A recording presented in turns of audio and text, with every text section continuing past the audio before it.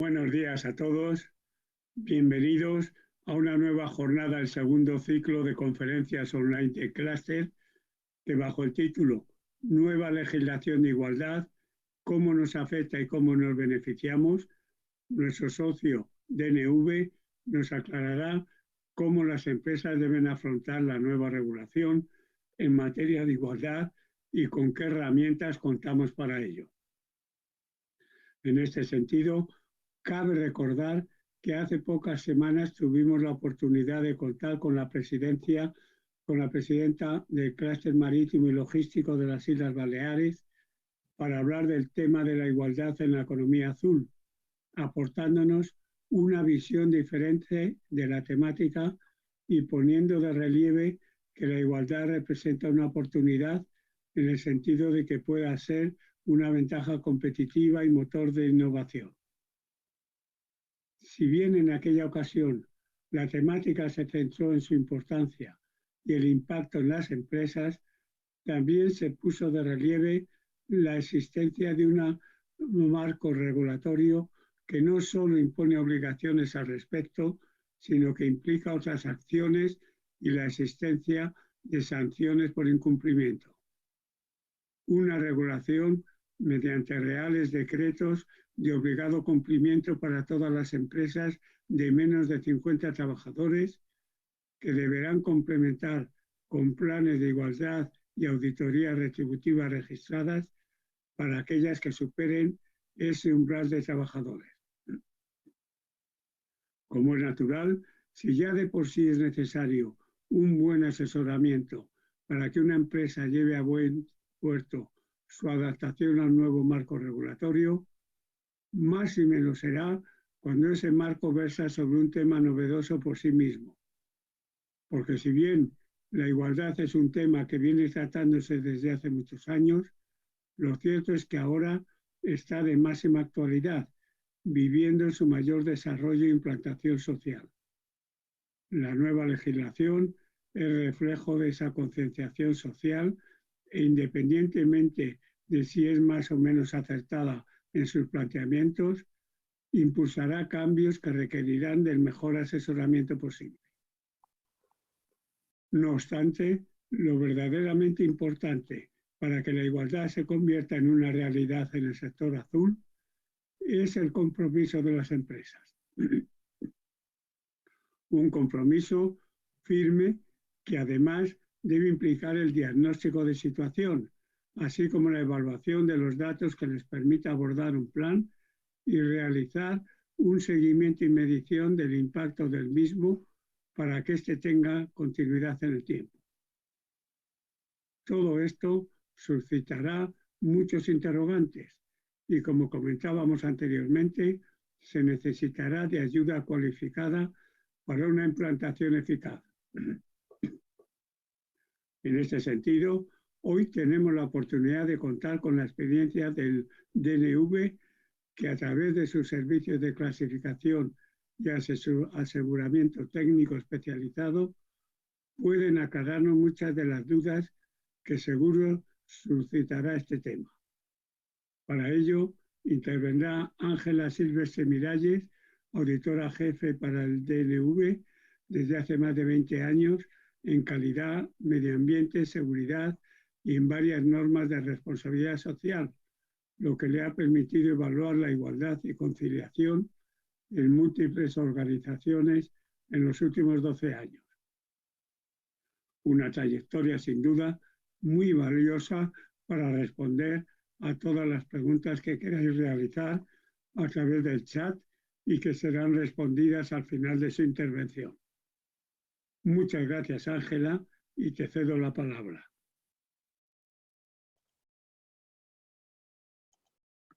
Muy bien, pues muchas gracias. Comenzamos la ponencia. ¿Se ve bien? ¿Ruth?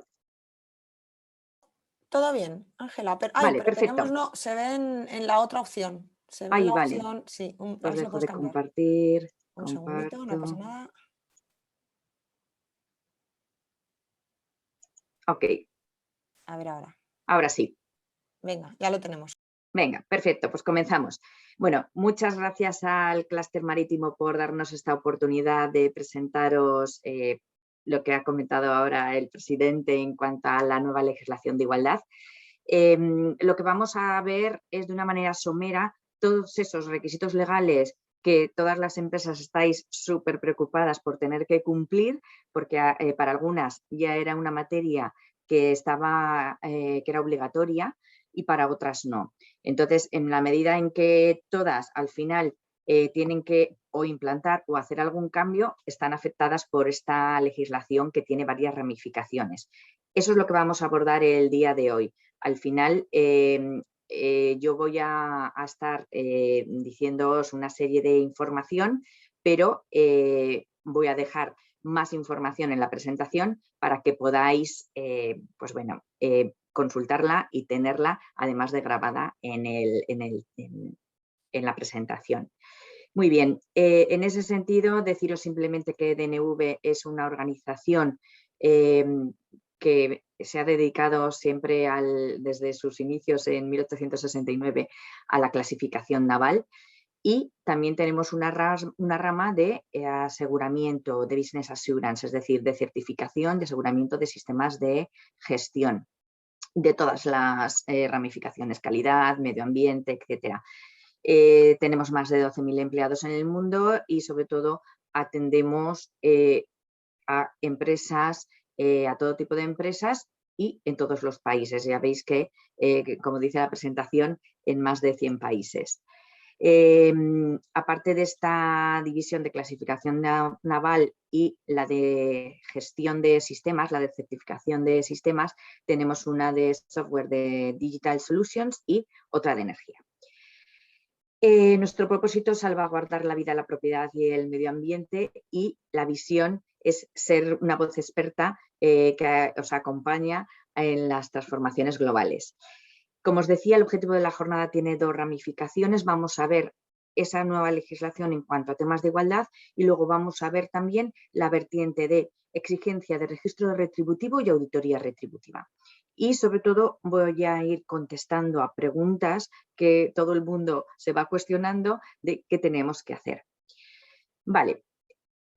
Todos conocemos que salió ya por todos los medios el tema de igualdad y que bueno, había que hacer temas retributivos o algo en cuanto a los temas retributivos y también en cuanto a la igualdad.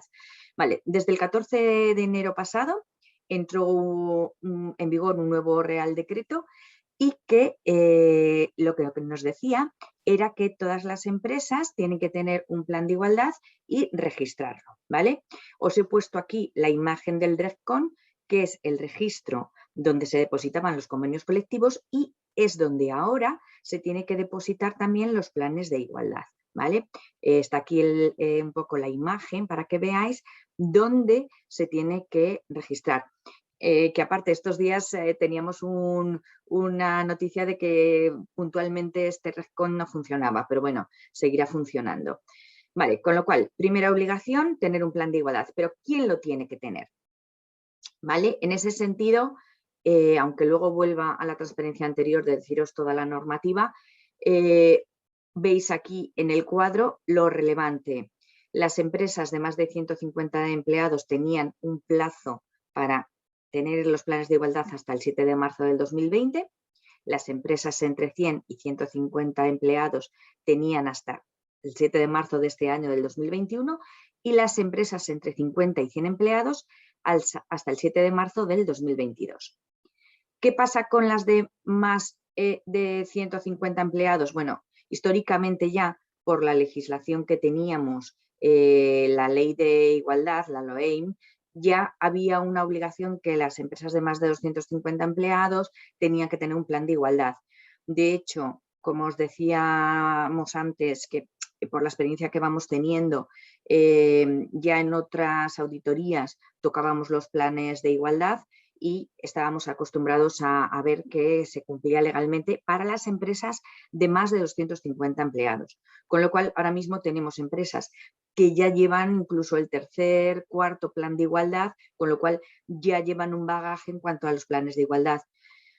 Como veis, hay una serie de normativa aplicable a todo esto, no me voy a parar, lo vais a tener en la presentación, pero sobre todo la importante ya era la Ley Orgánica del 2007 para la igualdad efectiva de mujeres y hombres, y en base a esta ley ya muchas empresas tenían sus planes de igualdad.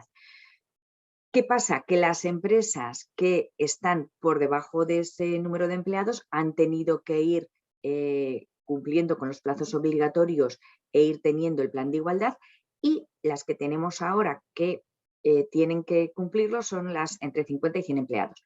¿Qué pasa con las de menos de 50 empleados? Lo pueden hacer, pero de una manera voluntaria. Así como las empresas de más de 50 tienen esta obligación legal de tenerlo, las de menos de 50 no tienen esa obligación, pero si voluntariamente quieren hacerlo, se están organizando ayudas, se están organizando también subvenciones para que todas las empresas vayan en cumplimiento de esta normativa, aunque para algunas de ellas, como decimos, sea voluntario. Pero ¿qué pasa con todos los planes de igualdad que ya estaban vigentes antes de la salida de este Real Decreto 901? Pues que tienen que hacer una adaptación, que tiene que ser antes del 14 de enero de 2022. ¿Vale? Yo, por ejemplo, todas las empresas que audito, lo que está pasando ahora es que sobre el plan que ya tenían han tenido que revisar su contenido y tienen que adaptarlo a la nueva normativa. Algunas de ellas ya lo cumplían bastante, han tenido que hacer pequeñas modificaciones o están en ello, y otras han tenido que trabajar con todo lo que dice la legislación para hacer esa adaptación. Puede ser que, además del cumplimiento legal, el convenio colectivo o el convenio de la organización obligue a tener un plan de igualdad. Pues puede ser que una empresa de un determinado sector, que el convenio obligue y sea de menos de 50 empleados, pues por convenio colectivo tenga que cumplir el tener el plan de igualdad, o por sanción. Puede ser que haya habido una denuncia de igualdad en una empresa de menos de 50 empleados y que la inspección ponga como sanción el tener un plan de igualdad para evitar futuras desviaciones en estos temas. Os dejo un montón de links que yo creo que es lo que en otras ponencias más nos agradece la gente, y es, bueno, si yo quiero tener más información, aparte de lo que ahora me va a quedar en este webinar, ¿dónde puedo acudir? Vale, pues esto es los links donde podéis tener información que a mí me ha resultado muy valiosa, porque cuando sale toda esta normativa todos tenemos muchas dudas, se van haciendo interpretaciones, entonces, pues bueno, ¿qué es valioso? Pues sobre todo la página del Ministerio tiene una sección de fax de preguntas frecuentes que es muy útil, sobre todo porque, claro, la temática que tú tienes, digo, ¿qué tengo que hacer respecto a esto? Pues seguramente encontrarás una pregunta que responda a eso, con lo cual es una página interesante para mirar. Luego hay una guía para elaboración de planes de igualdad, esta que os pongo aquí. Luego hay una herramienta que ya veremos, que explicamos luego, para evaluación de puestos de trabajo, una herramienta para registro retributivo y sobre todo también un manual de referencia para elaborar procedimientos de actuación y prevención del acoso sexual. Con lo cual, sí que es verdad que es una legislación que afecta a todos, pero también es verdad que hay mucho trabajo hecho por parte de distintas entidades, sobre todo por el Ministerio, para dar herramientas prácticas, sobre todo para utilizar. Ojo, estas herramientas que publica el Ministerio no quiere decir que sea obligatorio que tengas que implantar en tu empresa con estas herramientas. Puedes hacerlo con cualquier otra. Pero sí, las empresas que utilizan estas herramientas pueden estar seguras de que con esa herramienta que proporciona el Ministerio cumplen todos los aspectos de la legislación. Con lo cual, pues bueno, es algo interesante a saber, porque nos facilita mucho. Si tenemos que empezar desde el principio, pues en vez de estar discriminando por distintas herramientas, el ver estas herramientas, o si diseñamos las nuestras propias, ver qué campos tienen estas, pues puede ser interesante para la empresa que quiera abordar esta temática. Vamos a ver en la parte de igualdad cuáles son las fases del plan de igualdad, y luego ya nos meteremos con el tema retributivo. Vale, como veis aquí en esta parte de la presentación tenemos 5 fases. Una fase es la puesta en marcha, el diagnóstico, luego el diseño en sí del plan de igualdad, su aprobación y registro, luego su implantación y seguimiento y luego una evaluación. La puesta en marcha, vamos a meternos en ella, sería la comunicación de apertura de la negociación y la constitución de la comisión negociadora. Vamos a ver un poco qué tenemos que hacer en esta fase, aunque sea de una manera rápida. Vais a ver que os dejo presentaciones, en la presentación, transparencias con este formato de pregunta y un texto, pero no lo voy a proyectar ahora mucho, pasaré porque voy a la siguiente, que es un resumen más llamativo de esto, pero os dejaré en la presentación el texto para que, si alguien quiere leer el desarrollo legal de cuál es la exigencia en cuanto a esto, pues tenga la información. Al final, ¿con quién se negocia el plan de igualdad? Bueno, el Real Decreto 6 del 2019 dice que tiene que haber una comisión negociadora del plan de igualdad. Y esto es un poco lioso porque si en la empresa hay representante legal en todos los centros de trabajo, tienen que constar esas secciones sindicales.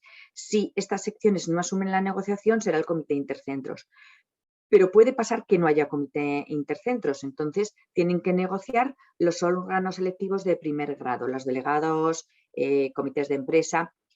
Pero si tenemos empresa, o sea, si tenemos en la empresa que no hay representación sindical, entonces tenemos que contar con una comisión integrada por los sindicatos más representativos o por los sindicatos representativos del sector. Es decir, que hay que llamar, si no tenemos representación sindical, a decir, bueno, ¿cuál es mi sector? En vuestro caso, en el sector azul, ¿qué sindicatos están presentes? Y entonces llamarles para que se personen en estas comisiones negociadoras. Yo la verdad es que al hilo de las auditorías he visto distintas casuísticas. Hay empresas que tienen muy claro cuál es la representación sindical, pero otras empresas que tenían representación sindical en unos centros y en otros no. Y entonces han tenido que contar con la representación sindical para los centros en los que la tienen, pero en los que no tienen han tenido que llamar a sindicatos, ¿vale? Con lo cual, como veis, la casuística puede ser mucha. En alguna me dijeron, bueno, los sindicatos al final no se han personado, pues me imagino que en este momento pueden estar desbordados, pues al final, si no hay una presencia, pues se tiene que iniciar la comisión negociadora como se pueda, porque al final es un cumplimiento legal que hay que tener, ¿vale? Entonces, como veis, bueno, pues hay diversa casuística y tiene su enjundia. El número de personas que tienen que contar en la comisión negociadora son 13, en la representación de cada parte por parte de los representantes de los trabajadores y por parte de la empresa, pero si en el caso en la que la negociación la asume la representación sindical para empresas sin representación, la comisión tiene como máximo 6 integrantes. Es importante que tiene que ser paritaria. Si estamos hablando de igualdad, lo relevante es que sea una comisión en la que haya una composición equilibrada entre mujeres y hombres, y en esa comisión puede haber expertos, ¿vale? Lo que suele ser habitual es que hay expertos que tienen voz y no voto. Pues, por ejemplo, expertos o abogados, especialistas en igualdad que van asesorando a las partes sobre estos temas más técnicos para que en la negociación no haya ninguna duda. En algún caso también me he encontrado que por parte de la organización consta uno de los, o sea, por parte de no de la representación sindical ni de los representantes de los trabajadores, sino por cuenta de la empresa, hay un abogado que consta como parte de esos miembros, ¿vale? Pues también puede darse el caso. Esta comisión negociadora, que ojo, es distinta que la comisión de seguimiento del plan de igualdad, tiene estas atribuciones, estas funciones, ¿vale?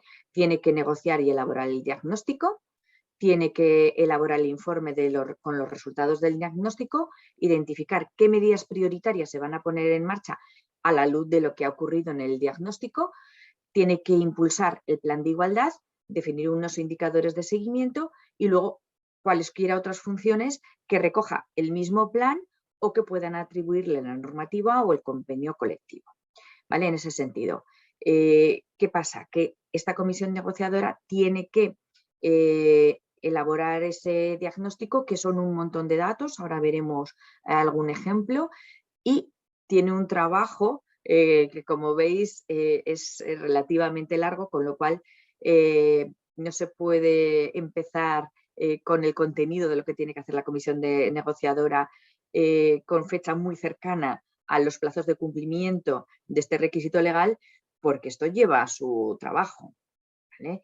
Sí que es verdad que en algunas empresas se ha cumplido ya el plazo el marzo pasado, por ejemplo, para tener el plan de igualdad, y aún no han acabado con esta función negociadora. Bueno, con justificar que se está en la comisión negociadora y se ha iniciado el plazo, pues ya tiene también sus vías de cumplimiento. Me he encontrado también casos en los que hay empresas que han sido afectadas por ERTE y sobre todo por la situación de pandemia y que han tenido que paralizar la negociación de esta comisión negociadora y meterse con el ERTE, porque bueno, no es aconsejable cuando se está en un proceso de ERTE pues seguir con estas negociaciones, entonces han tenido que paralizar. Bueno, en la medida en que se justifique que se ha iniciado con esta negociación, pues bueno, es un atenuante de cara al cumplimiento, pero que sepáis también que hay sanciones por no cumplimiento de esta normativa que llegan hasta los 187.000 euros, con lo cual, pues bueno, es algo que en cualquier momento puede ser objeto de inspección. ¿Cuándo se inicia el proceso de negociación? El proceso formal de negociación son una serie de formalidades que os dejo aquí, no voy a entrar ahora en ellas, pero simplemente deciros que en el momento en que una empresa llega al número de empleados en el cual ya tiene que cumplir los planes de igualdad, en el caso de 50 empleados, ya tiene obligación de comenzar a negociar, ¿vale? Independientemente de que luego baje o no, en cuanto cumple 50 empleados computados de una manera que hay una información extensa en la legislación, tiene ya la obligación. Con lo cual, yo, por ejemplo, en todas las auditorías que estoy haciendo, aunque sea materia de calidad, de medio ambiente, si detecto que una empresa tiene estos empleados, le aviso, ten cuidado que te puede afectar esta legislación. De hecho, el otro día en una auditoría de calidad se lo nombré, que, bueno, aunque no sea una legislación que sea de calidad de la empresa, sí que como afecta, pues bueno, los auditores solemos dar este valor añadido en nuestras auditorías de si detectamos que podemos ayudar a la empresa, pues le ayudamos. Y al final en esta auditoría de calidad, como os digo, pues les dije, ten cuidado, y la verdad es que no se habían enterado de que les aplicaba este requisito, con lo cual, pues bueno, me alegro de que les sirviera mi ayuda. En cuanto a la fase 2, es el diagnóstico, es la fase pura y dura de recopilación de datos, ¿vale? Se recopilan datos tanto cuantitativos como cualitativos. Y en esta fase, pues bueno, se tiene que identificar en qué medida la igualdad está integrada en la gestión empresarial. Se hace una segregación de los datos, tanto horizontales como verticales. Se analizan los efectos de las actividades, la organización del trabajo, las condiciones de trabajo, si se trabaja a distancia o no, si hay centros con personal cedido o no, es decir, se analiza todo. La idea es detectar posibles discriminaciones.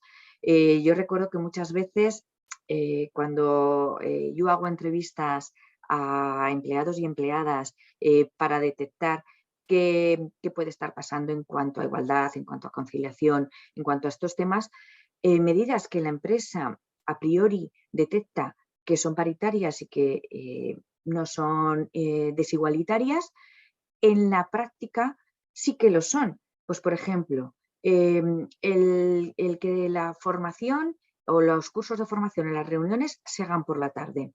A priori, todo el mundo puede acceder, pero en la realidad, si hay muchas personas o hay varias personas que tienen reducción de jornada, no me refiero solo a mujeres, también puede haber hombres. Y en su mayoría esas reducciones de jornada hace que trabajen solo por la mañana.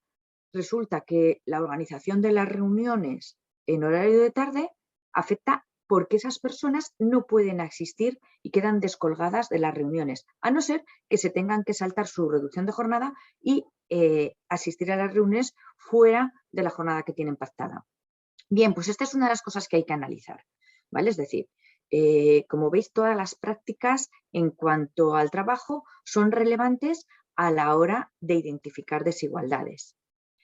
Y sobre todo, el sentido de todo esto es formular recomendaciones y propuestas para corregir esas desigualdades. En ese sentido, es relevante que en la comisión negociadora salga la voz de lo que los empleados están diciendo al respecto, porque es ahí donde más información se va a conocer, porque los datos puros y duros muchas veces nos dan eso, una información que si tú la miras, a mí me suele pasar cuando veo los planes de igualdad, veo muchos datos y dices, bueno, vale, parece que aparentemente no hay mucha discriminación, luego hago entrevistas con las personas trabajadoras y me empiezan a decir casuísticas y resulta que sí que hay una discriminación en algunas de estos procesos, de estas dinámicas que tiene la organización. Con lo cual es muy relevante tener tanto los datos cuantitativos como los cualitativos. Y que además es una parte relevante de nuestras auditorías y donde más valor añadido podemos aportar a la organización que auditamos. Las fases del plan de igualdad son estas: planificación, recopilación de los datos. Las fases, sobre todo, la parte dura es la recopilación de datos que alguien tiene que hacer, se suele hacer los departamentos de gestión de personas o de recursos humanos de la organización. Elaborar un informe y comunicar, ¿vale? En este sentido, pues ya la comisión negociadora, cuando está analizando esos datos, señalan puntos fuertes y aspectos de mejora, ¿vale? Y esto es lo que se tiene que hacer constar en el contenido del plan de igualdad.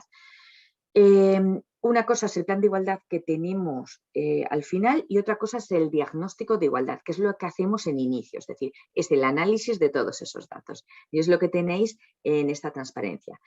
Primero de todo tenemos pues bueno, unas generalidades. En ese sentido, pues bueno, las personas que intervienen, un poco la información de partida, luego la información básica de la empresa, interna, externa, cuál es el entorno en el que se mueve, qué convenios le aplican, si hay varios, datos sobre la actividad, dimensión y la estructura organizativa, la dispersión geográfica y las peculiaridades del centro de trabajo. Un análisis luego que es lo que os decía del análisis cuantitativo, un desglose de la plantilla por edad, por tipos de contrato, por vinculación, si hay más contratos indefinidos, contratos de obra, contratos temporales, antigüedad, departamentos, niveles jerárquicos, grupos, puestos de trabajo, niveles formativos y luego distribución por sexo en cada una, sobre todo de esos segmentos que solemos, o sea, ese tipo de datos que tenemos que analizar, pues la distribución por sexo. ¿Para qué? Pues para detectar dónde hay una masculinización o una feminización de puestos, ¿vale? Es decir, dónde hay más presencia de hombres y dónde hay más presencia de mujeres. El ideal no es solo fijarnos dónde hay más mujeres o dónde hay menos, sino dónde hay menor representación del sexo menor representado, dicho así, y lograr una paridad. En ese sentido, pues lo habitual que solemos conocer todos o que me suelo encontrar en las auditorías es que puestos administrativos suelen estar muy feminizados o, por ejemplo, trabajos muy manuales. El otro día, por ejemplo, recuerdo que fui a una empresa que el trabajo manual era todo realizado por mujeres y ya todos los de almacenamiento y puestos de relevancia era ocupado por hombres. Bueno, pues está muy claro que a la hora de analizar los datos de esta empresa verán que hay puestos en los que solo hay hombres, con lo cual los objetivos que se tendrían que marcar es lograr paridad en ambos tipos de empleados, ¿no? Los empleados más manuales y en los más pues, que tienen puestos de responsabilidad. Pero luego, aparte de ese análisis cuantitativo, se tienen que analizar los procesos de gestión de personal, la selección, la contratación, a la hora de revisar pues, qué tipo de preguntas se hacen para que no haya preguntas que van a limitar la incorporación de las personas en función de su sexo, de su género, ¿vale? Pues lo típico que ya conocemos todos de que, pues bueno, que la selección sea lo más paritaria posible y no nos lleve a desigualdades. También el proceso de formación, pues, lo que os comentaba antes, cuándo se dan los cursos, quién puede acceder a ellos, en qué tipo de, si se hacen en horario de trabajo, no se hacen en horario de trabajo, y si eso puede llevar a una discriminación por parte de las personas, ¿vale? Porque si, por ejemplo, las personas que no pueden hacer los cursos por la tarde no pueden formarse, también se les está limitando la carrera profesional, con lo cual también hay que ver también el proceso de promoción profesional. Yo, por comentaros un poco también experiencia de que vamos recopilando en las auditorías, muchas veces lo que tenemos es que las personas que históricamente han cogido una reducción de jornada por cuidado, por guarda legal, ya sea por cuidado de hijos o por el cuidado de otras personas en situación de discapacidad o incluso de mayores, muchas veces sienten que tienen cortada su carrera profesional, ¿vale? Entonces, todas estas opiniones de la gente también hay que tenerlas en cuenta, porque aunque a priori el proceso de formación sea equitativo, parece que no tenga desigualdades, luego en la práctica nos encontramos que porque históricamente igual ese proceso no era tan equitativo, haya personas que se quedaron ahí estancadas y que no han podido promocionar, con lo cual es muy importante, además de analizar el proceso en sí, ver qué situación tenemos en las personas de la organización. Hay que analizar la política retributiva, luego nos vamos a meter con esto, con lo cual no lo dejo aquí apuntado y lo vemos luego. Las condiciones de trabajo, la jornada de trabajo, los horarios, la distribución de tiempo de trabajo, cuál es el trabajo a turnos. Muchas veces, si hay un trabajo a turnos, suele haber pocas mujeres que pueden trabajar ahí, pues porque lo típico que hay en una época de la vida de la mujer es que tiene mucha importancia el cuidado de los hijos, entonces trabajar, por ejemplo, de tarde, pues no suele querer o lo limita voluntariamente, con lo cual muchas veces, si tenemos un trabajo a turnos, seguramente hay menos mujeres que quieran acceder a él. Bueno, pues es objeto de análisis. También si se puede teletrabajar, permisos y excedencias y movilidad funcional y geográfica. En esto del teletrabajo, lo digo porque es una cosa que yo comento en todas las auditorías. Ahora mismo estamos viendo que con la pandemia se ha utilizado muchísimo el teletrabajo y hay empresas que van a volver a la situación anterior y van a volver a la presencia en los centros de trabajo y otras que están ya negociando el cumplimiento de la legislación también del trabajo a distancia y planteándose los temas de teletrabajo. Y es una oportunidad excelente para eliminar situaciones discriminatorias, porque muchas personas que tenían una reducción de jornada, si se plantea una distribución irregular de la jornada o complementar con teletrabajo, pueden recuperar su jornada. ¿Y qué es mejor, o sea, qué mejor ejemplo de que una persona pueda recuperar su jornada porque va a poder bueno, pues acceder a todas las promociones, formaciones sin limitación, pero con una flexibilidad que igual la jornada presencial no le permitía? Bueno, pues yo en las auditorías me dedico también un poco a analizar esa situación y si puedo, aconsejar a la organización que complemente esas reducciones de jornada con teletrabajo para que esas personas puedan recuperar tanto su salario como su jornada completa. Vale, también se analizan las movilidades, los temas de corresponsabilidad, ahí está todas las medidas de conciliación que facilita la organización en cuanto a esas medidas y los permisos y excedencias. Luego se ven todos los puestos y donde hay infrarrepresentación femenina y también masculina, quiero decir que al final se analizan todos los puestos. Y por último, también tiene que haber un análisis del protocolo de prevención del acoso sexual y por razón de sexo.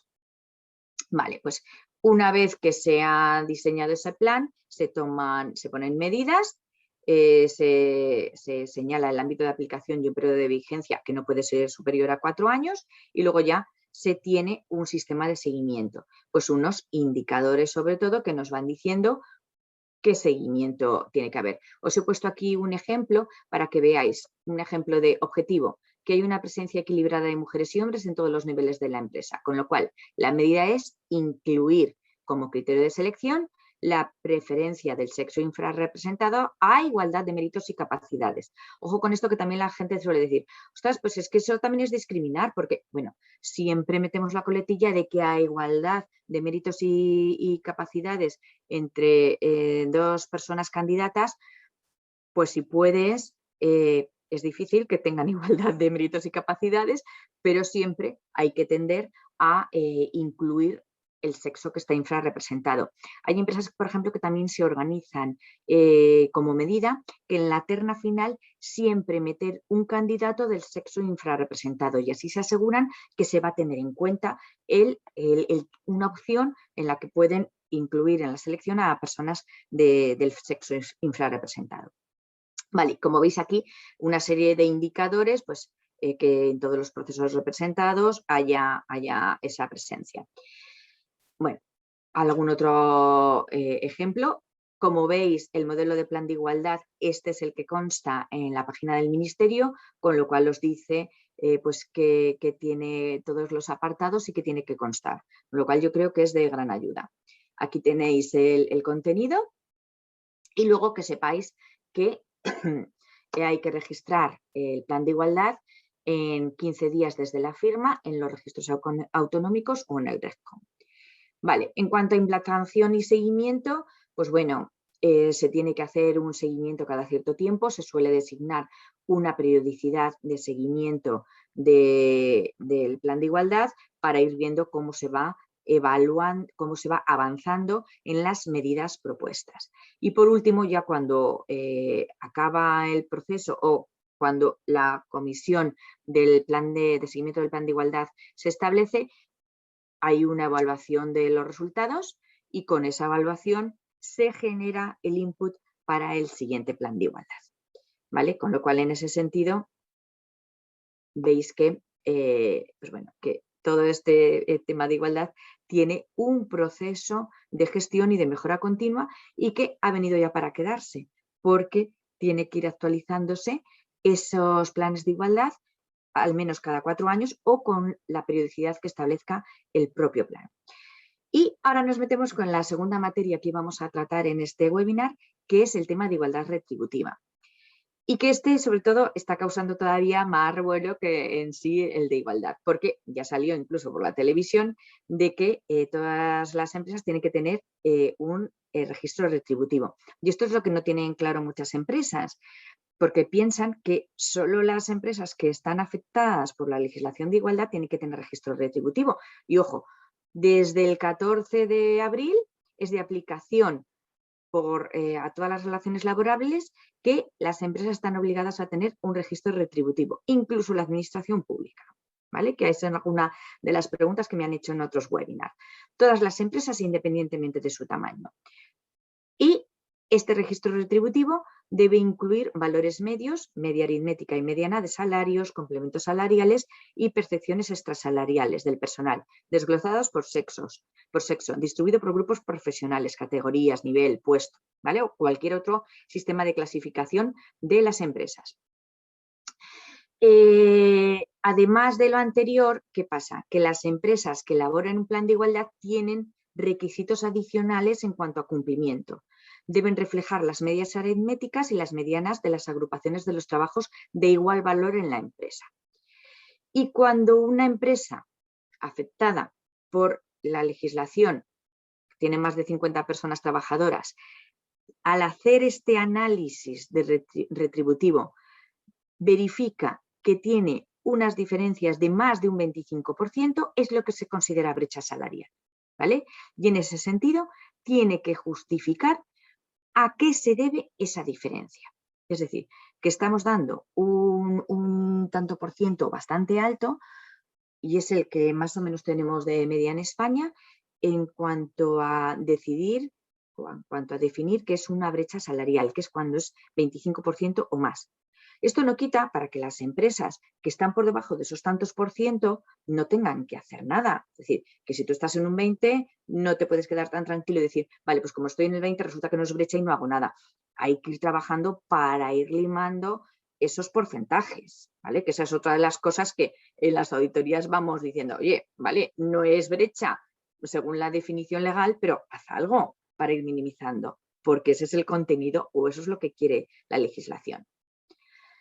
Bueno, otra de las cosas que en cuanto al registro retributivo es, bueno, ostras, tienen que conocer todas las personas trabajadoras todos los salarios, porque hasta ahora eso era algo que no se difundía.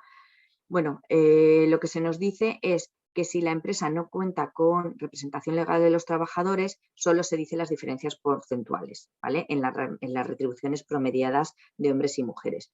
Si la empresa cuenta con representación legal de los trabajadores, estos representantes legales sí que conocen el contenido íntegro del registro retributivo, pero el resto no.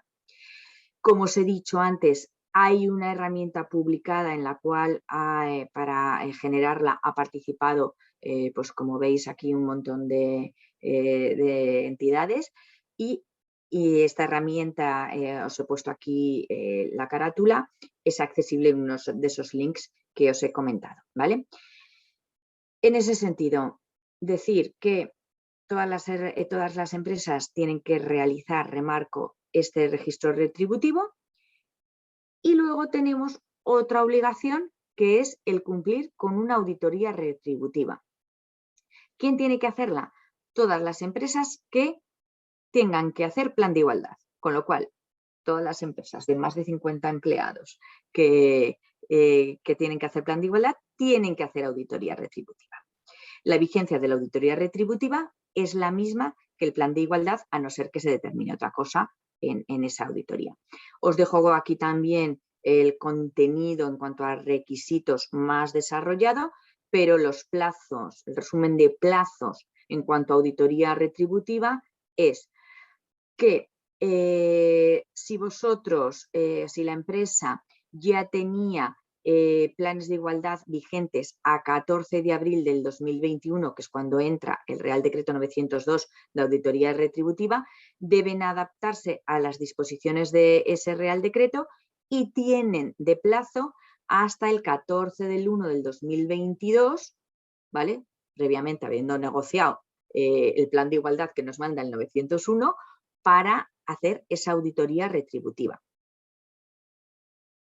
Bueno, en cuanto a composición del salario, hay muchísimo que mirar. Os dejo ahí alguna transparencia, pero bueno, deciros que en esa guía incluso hay una Excel que te ayuda a rellenar todos los campos, con lo cual es muy útil para hacerte idea de todo lo que tienes que meter ahí en esa herramienta del registro retributivo. En cuanto a auditoría, en un principio, cuando se sacó la ley, se iba a hacer, o la idea era que la auditoría fuera realizada por una entidad externa. Posteriormente cambió ese criterio y la organización puede realizar la auditoría retributiva de manera interna. Vamos a ver un poco qué diferencias hay. Si la auditoría retributiva la lleva a cabo las personas que formen parte de la plantilla, pues es como una auditoría interna que ya estamos acostumbrados a hacer en los otros sistemas de gestión. Y, bueno, cuidado que sea personas que cuenten con la formación necesaria en igualdad y que hace esa auditoría y hace su análisis. En las auditorías externas se lleva a cabo por una entidad externa, ¿vale? En ese sentido puede ser pues, abogados o empresas como nosotros, como DNV, que hacen una auditoría y que nosotros lo que hacemos es dar una visión externa que además está confrontada porque vamos viendo muchas organizaciones, con lo cual podemos dar un valor añadido, aportar oportunidades de mejorar el proceso, hacer cumplir la normativa vigente. Bueno, pues toda la bondad que da el poner de relevancia en estos procesos y eliminar situaciones no igualitarias, poner fin a la brecha salarial y bueno, pues ofrecer una visión completa de la estructura salarial interna de la empresa. Al final, ¿qué es lo que hacemos nosotros en estas auditorías retributivas? Pues bueno, vemos cuál ha sido el proceso. Para las auditorías retributivas, para generar el registro retributivo hay que hacer una valoración de todos los puestos de trabajo. Nosotros revisamos esa valoración. No solemos entrar a si se ha valorado de una manera o de otra, porque eso ha sido negociado en la comisión negociadora. Sí que si vemos algún gap que es mejorable, lo vamos a aportar, pero no vamos a poner una no conformidad si ha sido algo que se ha negociado y que han llegado al acuerdo ambas partes, ¿vale? Siempre, pues, si vemos alguna mejor práctica o algún desglose mejor que se puede hacer, lo vamos a aportar para que en el siguiente proceso se tenga en cuenta, pero no entramos a la negociación.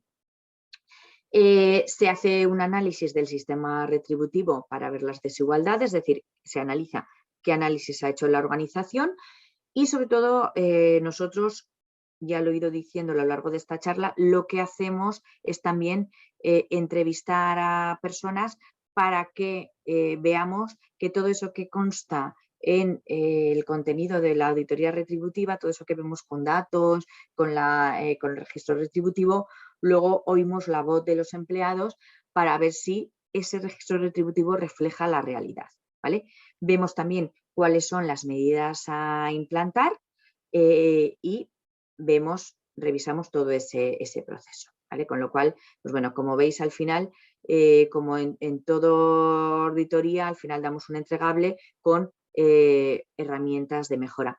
En cuanto a valoración de puestos de trabajo, ya la legislación dijo que iban a sacar una herramienta, va con retraso, al final ahora el sistema de valoración de puestos de trabajo parece que va para a partir de septiembre-octubre, pero bueno, hay un sistema que os he puesto aquí que es más antiguo. Ahora mismo las empresas están cogiendo un sistema y luego ya han decidido que cuando salga el del ministerio harán la adecuación. Veis aquí un pantallazo de la herramienta de registro retributivo, ¿vale? Que es como os digo, con toda la información que podéis tener ahí, con lo cual os guía bastante. Lo que son puestos de igual valor, etcétera. Y tenéis aquí también un poquito nuestras soluciones para poderos dar mayor valor en cuanto a igualdad y cuanto a retribución. En cuanto a igualdad, podemos hacer una verificación del cumplimiento legal, ¿vale? Es decir, que además de que vosotros cumpláis el requisito legal de tener el plan de igualdad, luego se puede hacer una verificación de tercera parte que da mayor valor a vuestro plan de igualdad, o incluso plantearlo como un sistema de gestión, es decir, que planteemos con unas normas que nosotros tenemos un sistema de gestión en cuanto al tema de igualdad y que tengáis un sistema de gestión en cuanto a este tema. Y lo mismo con auditoría retributiva. Se puede hacer la verificación del cumplimiento legal o ir más allá y añadir los requisitos de sistema de gestión y que tengáis un sistema que implique mejora continua en cuanto al tema de auditoría retributiva. Incluso lo habitual es que se fundan ambas cosas, es decir, que se verifique igualdad y auditoría retributiva. En cuanto a esto, nosotros contamos con auditores sociales, como habéis visto que puedo ser yo, que ya tenemos experiencia en estos temas y que además estamos cualificados como agentes de igualdad, y también como valor añadido tenemos auditores ROAC del Registro Oficial de Auditores de Cuentas que pueden hacer esta serie de auditorías. Bueno, como veis aquí, más allá del cumplimiento legal, pues nos da oportunidad de muchas cosas. Si queréis, también tenemos formación en igualdad, os dejamos aquí la información y por mi parte, pues bueno, daros las gracias y ya, aunque sea un poquito tarde, pasamos a la ronda de preguntas para solventar esas dudas que podéis tener. Pues muchísimas gracias, Ángela. La verdad es que ha sido una extensa explicación y aunque ya veníamos de que hace algunas semanas habíamos tenido una introducción a estos temas, pues eso, no nos queda duda que son complejos, que son novedosos y que están ahí, que es que hay que tomar conciencia y no esperar al último minuto, ¿no? para prepararlo todo, porque no va a ser fácil implantar todo lo que hace falta para cumplir la normativa y más allá si se quieren hacer las cosas bien, como tú has explicado. Pues si quieres, mira, si quieres dejar de compartir pantalla, si nos vemos más grandes. Vale. Y voy pasándote algunas preguntas que ha habido por aquí, bastante movimiento. Bueno, aprovecho también para comentar que tenemos a Susana Blavia, también de DNV. La tenemos aquí, bueno, la veis la fotito, ¿vale? Porque está conectada y si hay alguna pregunta, algún tema un poquito más legal, ella está también respondiendo por escrito y si surge cualquier cosa, pues bueno, estará encantada también de ayudar a Ángela. Voy con la primera. Tenemos a Beatriz Miranda, un par de preguntas ha mandado. Nos pregunta que si existe o está planteada la creación de ayudas que faciliten no tanto la implantación de planes de igualdad como que estos se conviertan en una realidad. Vale, sí que si queréis os podemos, hay alguna comunidad que ha ido lanzando ayudas. Me consta que en Galicia, por ejemplo, se ha lanzado ayudas. Históricamente también en otras comunidades, cuando ya existía la obligación para las empresas de más de 250 trabajadores, ha ido saliendo ayudas, pero sobre todo son para la implantación, para el desarrollo del plan de igualdad, ¿vale? Por lo que se suele meter ahí es el contenido de la ayuda que necesitas con la consultoría que te hace la ayuda técnica para la implantación del plan de igualdad. Luego, ¿qué pasa? Que, por ejemplo, la sensibilización de la plantilla o la formación, todo eso las empresas se lo meten por Fundae, por la Fundación de Ayuda, es decir, se lo deducen de la Seguridad Social. Esas son las ayudas que suele haber, ¿vale? Sobre todo para la implantación. Gracias, Ángela. Ahí os publica, veo que Susana publica las ayudas de la Xunta de Galicia y sí, que mira, yo creo que van a seguir saliendo porque a mí me consta desde hace años que van saliendo ayudas. Gracias, Susana, que estás ahí al quite en el chat mandando información. Si tenéis interés y si no, bueno, os lo recuerdo, nos podéis escribir después de la conferencia, como la podréis visualizar grabada. Si os surgen nuevas dudas, nos podéis escribir a secretaria@clustermaritimo.es y se las trasladamos al grupo de igualdad y a DNV y a los que hagan falta para que os vayan respondiendo. Continúa Beatriz diciendo que la legislación contempla un régimen sancionador para castigar a los incumplidores, pero ¿contempla algún tipo de incentivo para fomentar la implantación o aquellas empresas que voluntariamente tengan planes de igualdad aún no estando obligadas a ello? A ver, esto llevamos años intentando que haya incentivo, ¿vale? A ver, al final, las empresas de más de 250 trabajadores que ya tenían planes de igualdad han accedido, además con el plan de igualdad, a tener el DIE, un distintivo de igualdad, ¿vale? Eso es lo que ha habido hasta ahora para las empresas de más de 250.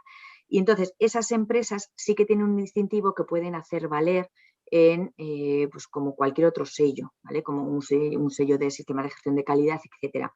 Y además ese distintivo les daba pie a participar en unos grupos de trabajo en los que se iban tratando distintas temáticas y que la verdad es que estaban muy bien, como para formarse, aportar experiencias, compartir. Yo las empresas que auditaba y tenían DIE y pertenecían a alguno de los grupos de trabajo estaban muy contentas. Pero al final, en la licitación pública sí que se hace referencia a cumplimiento de temas de igualdad, con lo cual es algo que se tiene en cuenta, ¿vale? Si licitas públicamente. Y luego, a nivel más privado, es decir, empresas que tienen proveedores, sí que si esa empresa está sensibilizada con la responsabilidad social, ya va metiendo en las evaluaciones de proveedores esta temática. Es decir, que se pide, pues igual que se dice, oye, proveedor, tienes sello de calidad, tienes certificado de medio ambiente, tienes certificado de 45001 o de seguridad en el trabajo, se va pidiendo qué normas se dispone o qué distintivos se tienen en cuanto a cumplimiento de igualdad y conciliación, con lo cual, pues por el fenómeno de mancha de aceite, yo creo que todo esto va a ir emergiendo y cada vez más se va a tener en cuenta para evaluar al proveedor, con lo cual, aunque sea de una manera indirecta, pues bueno, va a ser un beneficio tener algo para justificar que cumples con este requisito, porque al final es un tema reputacional el que si hay una empresa que tiene una sanción o que no está cumpliendo la legalidad, pues las empresas quieren asegurarse de que no les va a salpicar por algún sitio ese no cumplimiento, ¿no? Y a nivel reputacional tiene su relevancia. Con lo cual, de manera directa en los temas de, como digo, contratación pública ya está el tema de igualdad, y en los temas privados pues ya va un poco por tipo de empresa. Yo en algunos sectores ya auditan a sus proveedores con ciertos referenciales que les obligan a cumplir temas de igualdad, con lo cual ese sector indirectamente está obligado a cumplir, y el beneficio que obtiene es pues, poder seguir suministrando productos y servicios a sus clientes. Pues genial.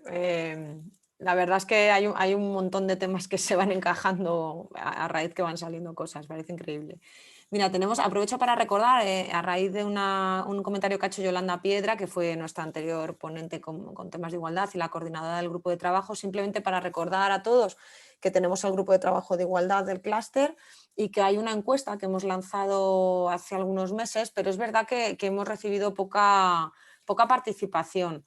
Yo sé que estos temas cuestan y como estamos trabajando en ello, vamos a volver a lanzarla ahora esta semana, un poco para recabar la información y la foto del sector marítimo, que es un sector que bueno, en este sentido pues no tenemos una foto completa, ¿no? de los temas de igualdad, cómo se están llevando a cabo en las empresas, en las diversas empresas y diversas actividades del sector marítimo. Con lo cual, simplemente deciros que se lanzará a los socios esta semana y que trabajaremos en el grupo de igualdad a partir de después de verano, seguramente, los resultados para ver qué actividades o qué acciones se podrán llevar a cabo desde el clúster, ¿vale? Continuamos con Sergio Moreno, que nos pregunta por qué las empresas de más de 50 trabajadores tienen que aplicar medidas que pueden suponer mayor carga administrativa, cuando probablemente sean las que mejor puedan llevar a cabo las políticas de igualdad. ¿Qué opinas de esto, Ángela? Bueno, al final esto es un requisito legal y bueno, yo poco hay que cumplirlo y es verdad que nos lleva a mayor carga. Yo creo que al final, bueno, han intentado limitar la responsabilidad para las empresas pequeñas, pero que al final esto viene para quedarse, con lo cual sí que es verdad que da más trabajo, pero yo os diría, al final, si tú te lo planteas como una carga, de que es una carga burocrática e intentas simplemente cumplir y que, bueno, si viene la inspección le enseño algo y ya está, la verdad es que es una carga burocrática. Si al final lo que intentas con eso es limar posibles desigualdades, te lo tomas en serio y le vas a encontrar un significado, aunque solo sea asegurarte de que no tienes discriminación en la organización. Con lo cual, al final, vale, se ha puesto ahí el límite. Yo creo que ya veis que hace años con la LOEIM, en el 2007 se empezó por las de 250, ha ido bajando y yo creo que al final la materia de igualdad llegará a todas, con lo cual, bueno, se ha cortado ahora en 50, pero en la práctica llegará. ¿Vale? Entonces, y también daos cuenta que la sensibilización de la sociedad es mayor, con lo cual puede haber que empresas en las que hay menos de 50 trabajadores pues se vaya por denuncia. Es decir, que haya personas que saben que hay una legislación y digan, bueno, sé que hay una discriminación en mi organización, como no hay obligación legal, yo directamente denuncio. Esto puede ser también algo que puede estar ahí. Con lo cual, pues bueno, yo animo, aunque haya un límite, etcétera, no os lo toméis como una carga burocrática. En la medida en que se inicia el proceso, pues claro, como todo, cuando implantas es difícil, luego ya cuando va en la rueda de la mejora continua, pues va ya más trillado. Y sobre todo, yo creo que al final el que los empleados y empleadas vean que la organización esto se lo toma en serio y hace cosas, pues es algo que se valora mucho. Yo, por ejemplo, muchas veces en las entrevistas la gente me dice, jo, agradezco un montón que por lo menos me pregunten cómo me siento yo o qué ha podido pasar en mi carrera profesional por el devenir de lo que he tenido. Eso ya significa que la empresa se preocupa, con lo cual, pues bueno, como veis, es también generar un buen clima. Más allá de todo lo demás, más allá de que lo veamos como una burocracia. Sobre todo es que haya buen clima en las empresas, que bueno, que cada vez se tiene más claro que es un poco lo que hace a la gente quedarse, ¿no? Claro. Muchas veces no solo la retribución, sino un poco lo que está en el otro platito de la balanza, que siempre digo yo, ¿no? Hay un platito para el dinero y otro platito para todo lo demás. Sí, el salario emocional, al fin y Eso al es, cabo. eso es. Pues continuamos con María José López Arias. Buenos días, dice, muchas gracias por su ponencia, muy interesante. Le quería plantear 2 preguntas. ¿Qué es más aconsejable, realizar la auditoría retributiva internamente o encargarla a una empresa externa? Y continúa también, ¿cuáles son los principales retos que plantea la legislación a las empresas? Vale. A ver, la auditoría retributiva, nosotros, ¿qué os vamos a decir? Como todo, yo creo que si al final tienes una entidad externa, pues bueno, quiere decir, o lo que mandamos el mensaje a la sociedad es que alguien independientemente a vosotros ha revisado todo ese proceso, ¿vale? Yo la verdad es que la mayoría de empresas que lo están abordando están eligiendo bastante el proceso externo, porque al final es como decirle a los empleados, oye, yo no me lo hice, no, ya que lo he hecho, pues bueno, lo que hago es encargarlo externamente porque os va a dar más garantía de que el proceso está bien hecho, ¿vale? Internamente, pues bueno, tiene la ventaja de que pues bueno, va a tener menos coste y que se supone que vas a tener que formar, eso sí que es verdad, que igual tiene menos coste en no tener que pagar unos servicios, pero va a tener el coste de que tienes que formar continuamente a las personas que van a hacer la auditoría retributiva, con lo cual Claro. valorar también ese coste que a veces no se tiene en cuenta, porque como he puesto en el artículo, la legislación dice que esas personas tienen que estar formadas debidamente en esta materia. Sí, ¿Vale? sí, está claro, no vale cualquier cosa. Aquí también había dado respuesta a Susana por escrito, que estoy viendo, solo para que lo tengas en cuenta. También, como tenemos a Susana de apoyo, pues también ha Vale. respondido un poquito más por escrito ella, ¿vale? Vale. Y retos de la legislación, yo creo que hemos visto a lo largo del webinar todo esto. Al final, este año está siendo durete para las empresas, sobre todo para los departamentos de Relaciones Laborales y de Recursos Humanos, porque hay mucho que hacer. La Desde luego. adecuación de los planes de igualdad, el registro retributivo. Y como siempre, no se ha sacado todas las herramientas para hacer el registro retributivo porque aún falta el sistema de valoración de puestos de trabajo. Con lo cual, la verdad es que este año se está sufriendo, ¿no? Pero al final, todos estos retos, que al final yo diría que los hitos son plan de igualdad en cuanto al contenido del Real Decreto 901, registro retributivo en cuanto al Real Decreto 902 y auditoría retributiva para las empresas que tengan que tener plan de igualdad, son los 3 grandes retos que se nos tienen que quedar ahí. Y luego ya cada uno con todo el contenido. Y al final yo creo que el gran reto es ir bajando la desigualdad en las organizaciones y la brecha salarial. ¿Vale? Que eso ya sabéis que la Unión Europea lleva años aconsejando el bajar esa brecha y que se vayan tomando medidas como más mujeres en consejos de administración, etcétera. Perfecto, gracias Ángela. Continuamos con una pregunta de Verónica Díez. Es un poquito larga, te la voy leyendo. Me consta que Susana también le ha dado alguna respuesta porque comentaba que era un poquito compleja y que quizá estén en contacto después de la sesión para darla más respuesta, pero bueno, a ver un poquito que la puedas apuntar tú. Te comento, dice, buenos días y ante todo muchas gracias por la ponencia sobre un tema tan necesario. Tengo 2 cuestiones.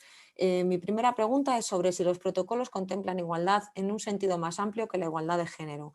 Y por otra parte, entiendo que sí, pero al plantear estos protocolos y ya de cara a las negociaciones, ¿se tienen habitualmente o se han tenido en cuenta los factores psicosociales que pueden afectar al trabajador en su puesto en función de la igualdad o van más encaminados a términos generales?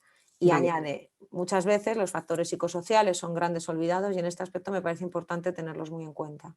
No sé si puedes, aunque ya te digo que Susana ha contactado con ella Vale. y extenderá su respuesta, pero por si puedes comentar algo al respecto. Vale, así a priori, claro, la legislación en materia de igualdad, daos cuenta que el protocolo dice por sexo o por razón de sexo, ¿vale? Es decir, un acoso sexual o por razón de que el otro es un sexo diferente, haya un acoso. Con lo cual, para cumplir con la legislación de igualdad tenemos el tema de acoso sexual o por razón de sexo.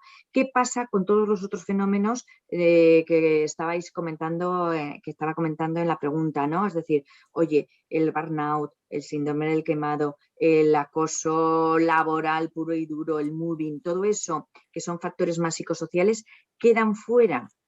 no son obligatorios por la legislación de igualdad, ¿vale? Pero, ¿qué pasa?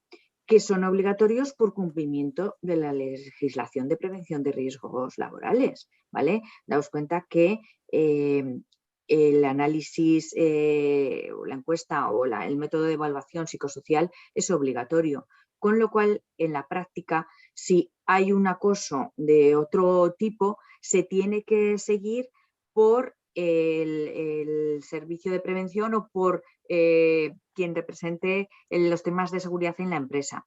Y en la práctica, ¿qué pasa? Que muchas empresas tienen el protocolo para cumplimiento de la ley de igualdad y lo han unificado con el protocolo que tienen que tener para todos los tipos de acoso, y así lo tienen todo junto. Y otras lo tienen separado, porque como la materia de negociación muchas veces es ardua y el de igualdad hay que negociarlo, el de sexo por razón de sexo, negocian con la representación sindical ese ámbito del protocolo, pero luego tienen por separado o no tienen el protocolo en materia de acoso. Yo os diría que lo aconsejable es tener, por lo menos tenerlo, ya lo tengas en 2 o en 1, tener protocolo para todos los tipos de acoso, porque así te aseguras de que se van a tratar, se va a denunciar y van a salir a relevancia aspectos que van más en línea de esos riesgos psicosociales, pero que va a haber un cauce para tratarlos, ¿vale? Con lo cual, en la práctica, aunque tengan 2 ámbitos, porque la legislación nos está marcando ahí, en la práctica yo os diría, incluso las empresas que tienen uno para cumplimiento de la ley de igualdad, luego tienen para los otros casos de acoso, pero el proceso suele ser el mismo, porque claro, ahí se establece cuál es, cómo se inicia la investigación, cómo se tiene que denunciar el caso, y muchas veces tampoco está tan... cuando surge el caso no se sabe muy bien si es acoso sexual o es acoso laboral, etcétera, con lo cual al final tener un proceso para que se dilucide todos estos casos es beneficioso. Pues gracias por tu respuesta, Ángela. No sé si tengo aquí alguna pregunta más. Mira, sí que tenía alguna que me he saltado de Sergio Moreno, que yo creo que es la última. Yo creo que esta no la he dicho, si no me equivoco. ¿El control retributivo y su evaluación no puede suponer un freno a la gratificación del talento?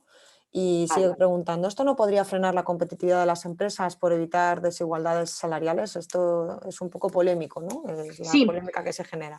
Sí, es muy polémico porque daos cuenta que históricamente pues había muchos complementos, los de antigüedad, que se han ido limando, pero luego sí que es verdad que muchas veces para atraer talento la empresa utilizaba el salario. Está claro, ¿no? Que al final esto es por eso ha habido esta desigualdad salarial.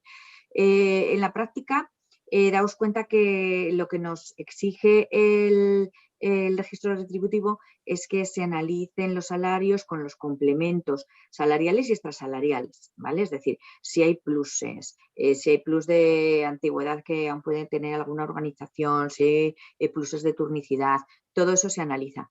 Pero ojo, eso no quita para que luego se pueda seguir teniendo una retribución variable. Si se tiene, es una manera de seguir incentivando al trabajador y de premiar quién trabaja mejor o quién trabaja peor. Si se tiene esa retribución variable, lo que se va a hacer o se tendría que hacer cuando se hace este análisis retributivo es ver que en los conceptos de retribución variable no va a haber desigualdades porque son objetivos, ¿vale? Es decir, que no prima si es hombre, mujer o cualquier otro aspecto, sino resultados. Entonces yo creo que independientemente de que tengamos estos registros retributivos, tenemos que seguir incentivando a nuestras personas y que haya un premio a quien mejor trabaja, ¿no? Si lo queremos plantear así. Con lo cual, yo creo que al final, si los incentivos están bien planteados y ligados a indicadores, objetivos numéricos, se demuestra que no son discriminatorios, vamos a poder seguir incentivando a nuestras personas trabajadoras en la organización, ¿no? que es lo deseable. Muchas organizaciones dan más medidas o intentan favorecer también con salario emocional a las personas que tienen mejor desempeño, ¿vale? Pues, por ejemplo, es meritocrático el que una persona que tiene un buen desempeño no es que cobre más un variable, sino que puede acceder a mejores, a beneficios sociales, ¿vale? Pues, por ejemplo, hay empresas que el teletrabajo lo están, sobre todo antes de la pandemia, ¿no? Cuando se estaba planteando que no era obligatorio, que las personas que tienen un buen desempeño pueden tener más días de teletrabajo que las que no lo tienen. Bueno, pues es otra manera también de, fuera de salario, premiar, ¿no? Y hacer que bueno, pues motivar a la gente. Pero bueno, pues es otra manera también. Con lo cual, yo creo que por salud de la organización es bueno que no abandonemos esos salarios emocionales o esas maneras de premiar a quien mejor trabaja. Está claro. Pues nada, hemos terminado con las preguntas, que la verdad es que ha sido bastante, ha habido bastantes. Ángela, muchísimas gracias. Como siempre decimos que es un placer tener a expertos como los que venís a darnos las conferencias al clúster, porque se aprende un montón y estoy segura que nuestros socios lo agradecen, y no descarto que nos manden alguna preguntita que surja después cuando vean el vídeo colgado en el canal YouTube. Seguro. Que te haremos llegar. Pueden surgir muchísimas, porque es que esto daría para un curso muy amplio, ¿no? Yo he ido muy deprisa, pero bueno, por lo menos creo que la información está ahí para poder acceder. Está claro, hay que irlo trabajando poco a poco y según surjan los baches, pues irlo saltando. Esperemos también que nosotros pongamos nuestro granito de arena con el grupo de trabajo de igualdad para el sector marítimo, que tenemos ahí ya empezando a dar sus primeros pasos. Y vuelvo a recordar que tenemos ese cuestionario que, por favor, pues bueno, animo a los que les vaya a llegar, que son los que tenemos de contactos en la base de datos, pues que lo deriven a los expertos o a los encargados de estos asuntos en sus empresas, porque muchas veces no les llega directamente a los encargados o a los contactos que tenemos. Por favor, que los deriven y que nos den respuesta, porque es la foto un poco del sector marítimo que queremos hacer un poco desde el clúster para empezar a trabajar o hacer actividades que sean de interés para los socios. Al final ellos son los que, bueno, si surgen actividades de interés o que les puedan ayudar, pues pondremos esa plataforma en la que vosotros, DNV, el clúster Balear, estéis muy implicados y que bueno, que ahí podrán contar con vosotros también para lo que surja. Pues muchísimas gracias, Ángela. Por último, recuerdo simplemente, y ya cortamos, que son las 12:15, nos hemos pasado un poquito de tiempo. Simplemente recordaros la próxima conferencia que tenemos preparada para la semana que viene, el 30 de junio, como siempre a las 11, en esta ocasión con el Centro Tecnológico Naval en Murcia. Tenemos a su directora y a gente de su equipo, a Noelia Ortega, María y Andrés, que nos hablarán sobre la digitalización y la sostenibilidad, las claves para el crecimiento azul. También muy interesante y bueno, unos temas que ahora con los temas de las ayudas, la digitalización y la sostenibilidad están muy en boca de todos, ¿no? Pues muchas gracias, Ángela. Un placer. Gracias a vosotros. Hasta pronto, adiós. Gracias, hasta pronto.